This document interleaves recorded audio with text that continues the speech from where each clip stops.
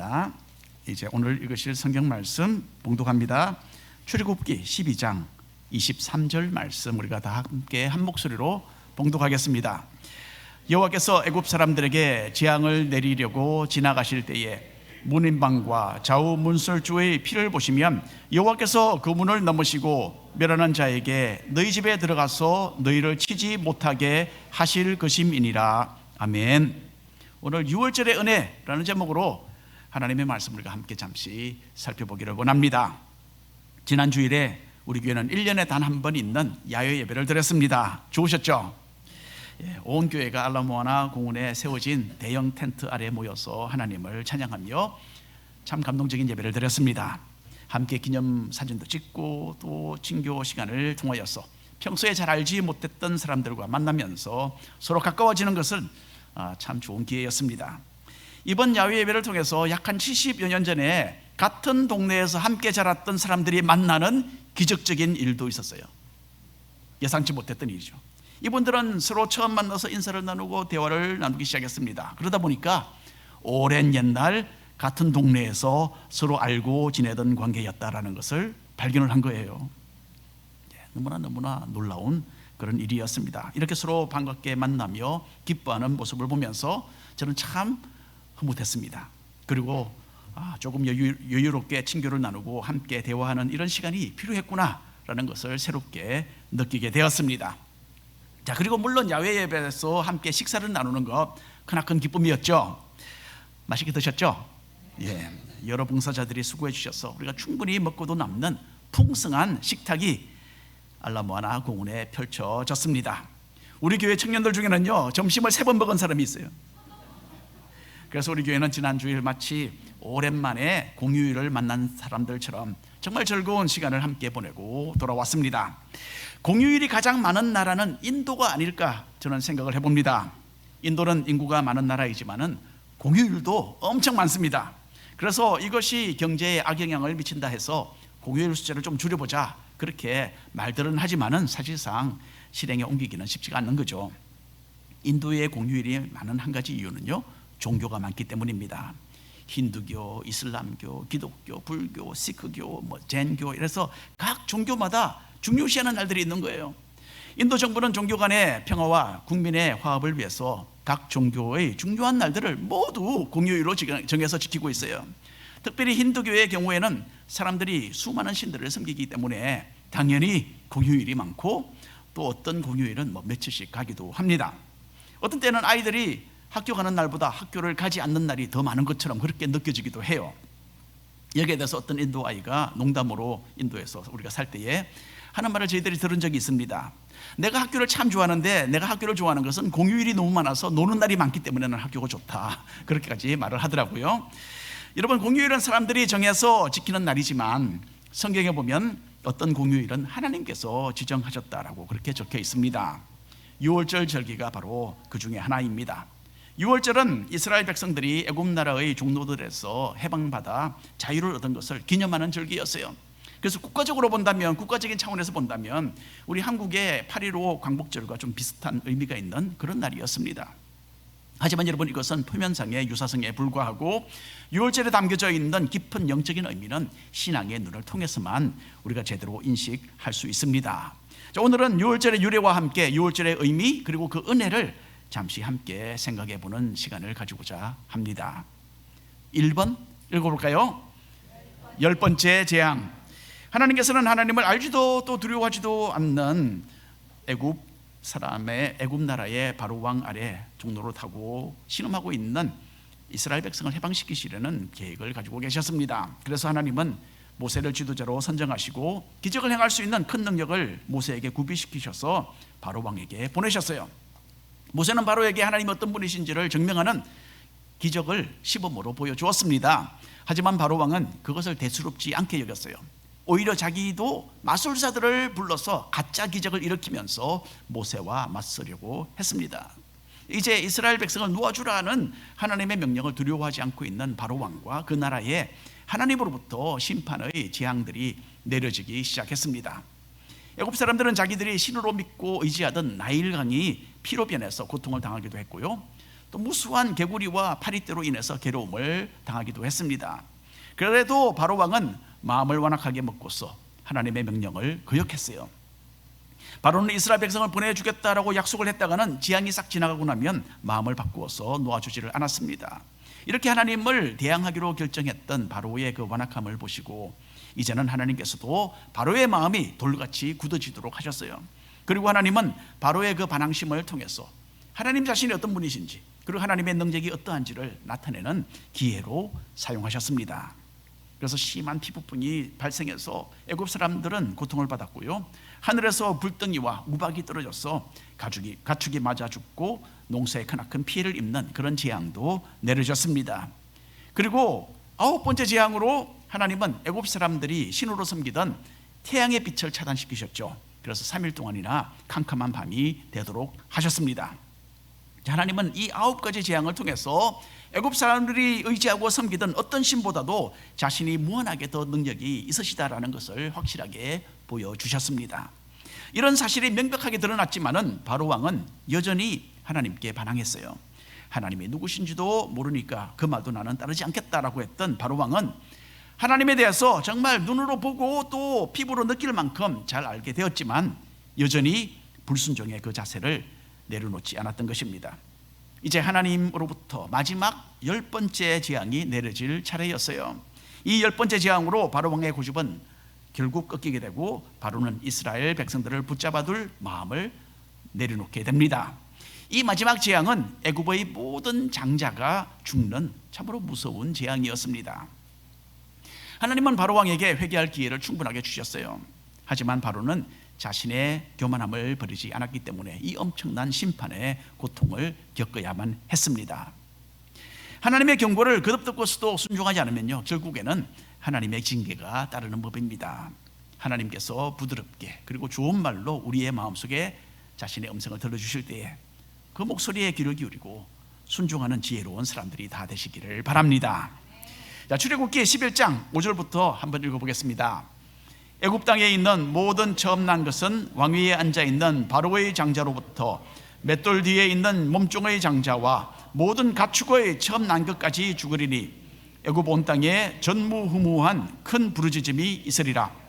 그러나 이스라엘 자손에게는 사람에게나 짐승에게나 개 한 마리도 그 혀를 움직이지 아니하리니 여호와께서 애굽 사람과 이스라엘 사이를 구별하는 줄을 너희가 알리라. 하나님께서는 이 마지막 10번째 재앙으로 모든 처음 태어난 것이 죽게 될 것이다, 그렇게 바로에게 경고하셨습니다. 이 심판은 사람의 신분에는 전혀 차별이 없이 바로의 장자로부터 가장 하찮은 일을 하는 종의 장자까지 죽임을 당하게 되는 그런 엄청난 재앙이었습니다. 그래서 통곡 소리가 온 애굽 땅에 가득할 것이다, 그렇게 하나님이 말씀하십니다. 그런데 하나님은 자신의 백성 이스라엘 자손들은 이 재앙으로 어려움을 당하지 않을 것이다 라고 말씀하시죠. 하나님은 이스라엘 백성들이 모여 사는 그 동네는 얼마나 평온한지 개 한 마리도 짖지 않을 것이다, 그렇게 아주 재미있게 예고하셨습니다. 하나님께서는 장자가 죽는 이 재앙이 내려지던 밤에 이스라엘 백성들이 가족 단위로 함께 모여서 특별한 식사를 하도록 명령하셨어요.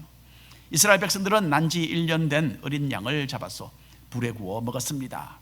그날 식사로서는 또 누룩을 넣지 않고 만든 빵을 함께 먹었는데요, 하나님은 이스라엘 백성들이 애굽을 떠날 완전 준비를 갖춘 채 음식을 먹어야 한다, 그렇게 지시를 내리셨습니다. 출애굽기 12장 11절 말씀 함께 읽겠습니다. 너희는 그것을 이렇게 먹을지니 허리에 띠를 띠고 발에 신을 신고 손에 지팡이를 잡고 급히 먹으라. 이것이 여호와의 유월절이니라. 그날 이스라엘 백성들의 그 저녁 식사는요, 마치 전쟁터에서 군인들이 완전 무장을 한 채로 음식을 먹는 것을 연상케 했습니다. 사람들은 허리띠를 착용하고 신을 신고 여행에 필요한 그 지팡이를 손에 붙들고 급하게 음식을 먹어야 했습니다. 왜 그렇습니까? 노예 생활에서 해방되어서 애굽을 떠나야 할 시간이 이제 곧 임박했기 때문이었어요. 이렇게 이스라엘 백성들이 식사를 하는 동안에 애굽 사람들의 집에는 장자들이 하나씩 죽어가기 시작했습니다.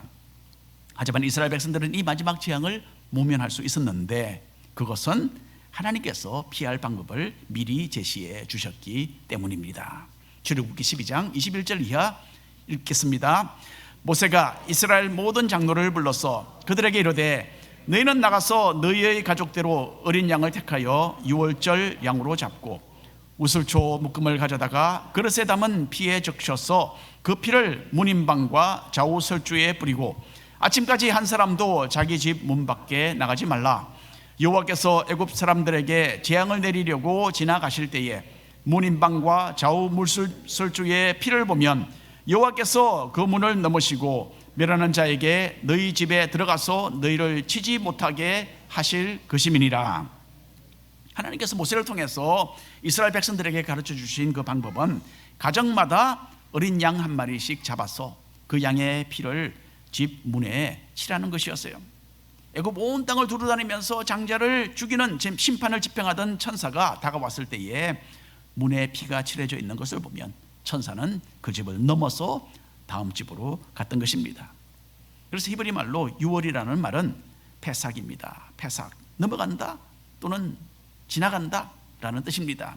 이렇게 어린 양의 피로써 표시가 되어 있는 집은 멸망의 천사가 뛰어 넘어간 것입니다. 이 집은 하나님의 백성의 집이라고 정확하게 표시가 되어 있었기 때문에 천사는 그 집에 재앙을 내리지 않았던 것입니다. 자, 하나님의 경고의 말씀을 듣고 그대로 따랐던 이스라엘 백성들의 가정에는 한 사람도 죽지 않았습니다. 그러나 애굽 사람들의 집에는 사정이 좀 달랐습니다. 출애굽기 12장 29절 30절 함께 읽겠습니다. 밤중에 여호와께서 애굽 땅에서 모든 처음 난 것 곧 왕위에 앉은 바로의 장자로부터 옥에 갇힌 사람의 장자까지와 가축의 처음 난 것을 다 치심에 그 밤에 바로와 그 모든 신하와 모든 애굽 사람이 일어나고 애굽에 큰 부르짖음이 있었으니 이는 그 나라에 죽임을 당하지 아니한 집이 하나도 없었음이더라. 귀중하게 여기던 첫째 아들이 갑자기 쓰러져 죽는 것은 얼마나 충격적이고 또 처참한 일이었겠습니까? 애굽 사람들은 장자를 잃는 슬픔으로 울부짖었고 여호와 하나님의 심판의 그 능력에 대한 두려움을 새로이 갖게 되었습니다. 그래서 다급해진 바로 왕은 그날 밤에 모세와 아론을 부르죠. 그리고는 이스라엘 백성을 이끌고 애굽 땅을 떠나도록 허락을 해줍니다. 지금까지는 조건을 내세우면서 보내주겠다 그리고 또 못 보내겠다라고 말을 바꾸면서 이스라엘 백성을 계속 노예로 부리기를 원했던 바로 왕이었습니다. 하지만 이번에 바로는 하나님을 거역하는 태도를 내려놓고 완전히 항복했습니다. 바로는 아무런 조건이 없이 이스라엘 백성들을 모두 놓아주었고요, 기르던 가축도 그리고 가지고 있는 모든 소유도 다 가져가도록 허락해 주었습니다.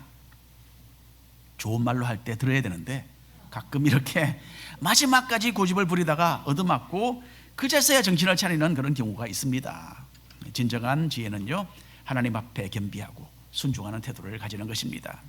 하나님의 말씀에 귀를 기울이고 그 말씀을 마음으로 받아들이고 삶에 적용해 나갈 때에 우리에게 영적인 발전이 있습니다. 그리고 그렇게 해야지 하나님의 은혜를 누리는 삶을 살게 될 줄로 믿습니다. 자, 2번 새로운 삶. 하나님께서는 애굽 사람들에게 10번째 마지막 재앙을 내리시는 동시에 이스라엘 백성들에게는 유월절의 은혜를 내려주셨습니다. 유월절은 악한 바로 왕과 애굽 사람들에게는 참으로 말할 수 없는 고통의 밤이었고 이스라엘 백성들을 위해서는 크나큰 구원의 날이었습니다. 430년 동안이나 대대로 노예로서 온갖 말할 수 없는 순환을 다 겪으며 살았던 이스라엘 백성들은 드디어 애굽에서 해방되었습니다.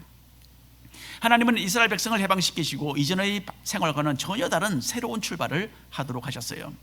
이전에는 애굽의 바로 왕 아래 신음했지만은 이 유월절을 기해서 이스라엘 백성들은 하나님의 보호의 날개 아래 해방받고 약속의 땅 가나안을 향해서 나아가는 사람들이 되었던 것입니다. 출애굽기 12장 1, 2절 말씀입니다. 함께 읽겠습니다.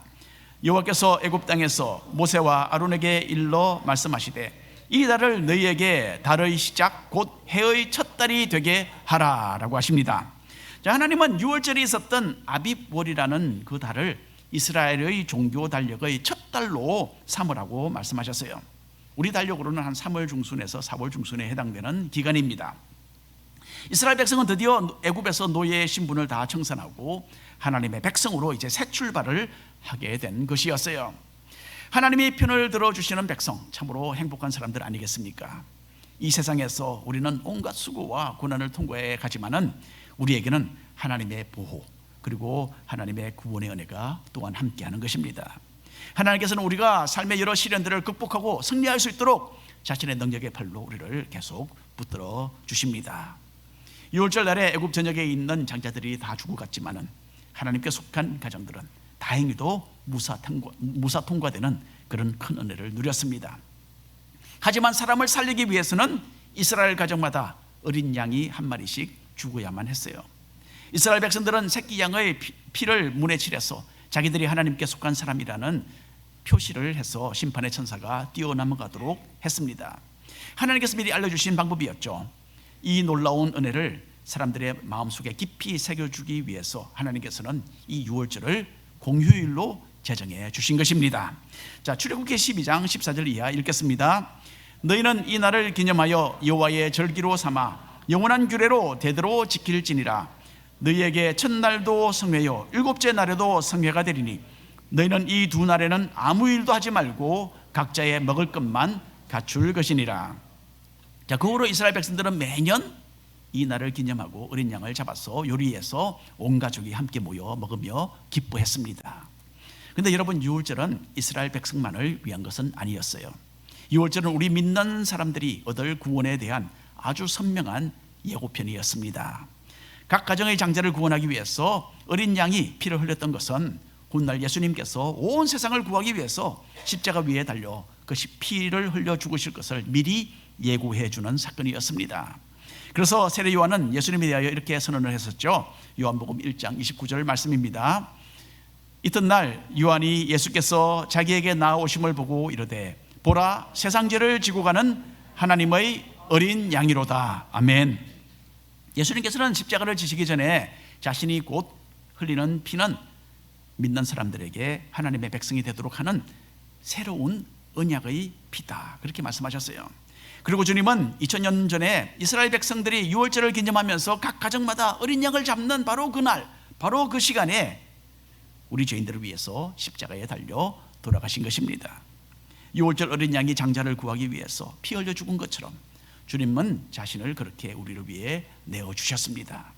평소에 자신의 피를 먹고 자신의 몸을 먹어야만 구원을 얻을 것이라고 하셨던 예수님의 발언은 결국 이렇게 성취된 것입니다.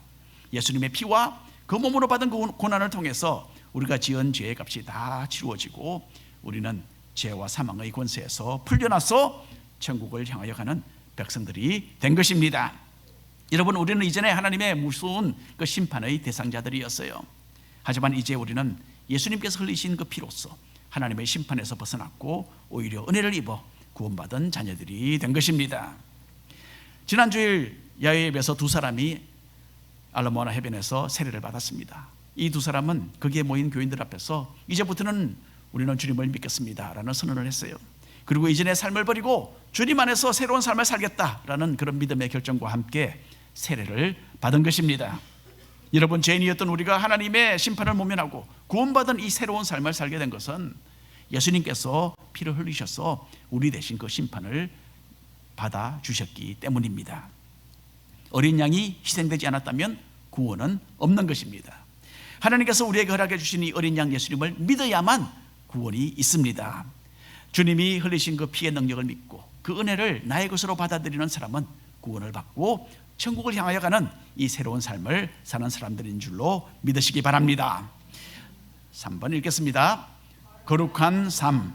이스라엘 백성들은 6월절 밤 애굽에서 해방되어서 아주 급하게 집을 나서야 했습니다. 그래서 음식을 제대로 준비하지 못했고요, 빵 반죽에 누룩을 넣지 못한 채로 그대로 싸서 들고 출발을 했던 것입니다. 그래서 누룩은 밀가루 반죽을 부풀게 만들어서 부드러운 빵을 만들 수 있도록 하죠. 하지만 또한 누룩은 곡식을 발효시켜서 만든 것이기 때문에 성경에서는 누룩을 부패와 타락의 상징으로 많이 언급을 했습니다. 6월절 절기를 지킬 때 이스라엘 백성들이 기억해야 했던 것 중에 하나는요, 누룩을 집안에서 완전히 제거하는 것이었습니다. 출애굽기 12장 15절 말씀 한 목소리로 읽겠습니다. 너희는 이래 동안 무교병을 먹을지니 그 첫날에 누룩을 너희 집에서 제하라. 무릇 첫날부터 일곱째 날까지 유교병을 먹는 자는 이스라엘에서 끊어지리라. 6월절 저녁을 기해서 이스라엘 사람들은 일주일 동안 누룩이 들어있지 않은 빵을 먹는 무교절을 지키라는 명령을 하나님께로부터 받았습니다. 만일에 이 기간 동안 발효된 빵을 먹으면 이스라엘 백성 가운데에서 제외될 것이다. 그렇게 하나님께서 심각하게 경고하셨습니다. 신약시대에 와서 사도 바울은 이 누룩에 대한 경고를 영적으로 적용시켜서 성도들이 거룩한 삶을 살아야 된다라고 교훈했습니다. 고린도전서에 있는 말씀 우리가 5장 6절부터 8절까지 말씀 함께 읽겠습니다. 적은 누룩이 온 덩어리에 퍼지는 것을 알지 못하느냐? 너희는 누룩 없는 자인데 새 덩어리가 되기 위하여 묵은 누룩을 내버리라. 우리의 유월절 양 곧 그리스도께서 희생되셨느니라. 이러므로 우리가 명절을 지키되 묵은 누룩으로도 말고 악하고 악의에 찬 누룩으로도 말고 누룩이 없이 오직 순전함과 진실함의 떡으로 하자. 이때 사도 바울은 고린도 교회의 성적인 타락에 대하여 훈계하고 있었습니다. 마치 작은 분량의 누룩이 전체에 퍼져서 그 영향을 발휘하듯이 죄의 영향도 하나의 작은 것으로 시작해서 우리의 삶의 전체를 더럽힌다. 그렇게 사도 바울이 가르쳤습니다. 그리고 사도 바울은 유월절과 무교절에 누룩이 없는 빵을 먹듯이 고린도 교회가 그리고 우리 성도들이 죄악과 타협되지 않고 순수하고 거룩한 삶을 살게 되기를 권면했습니다. 지난 며칠 동안 인터넷을 떠들썩하게 했던 사건이 하나 있죠.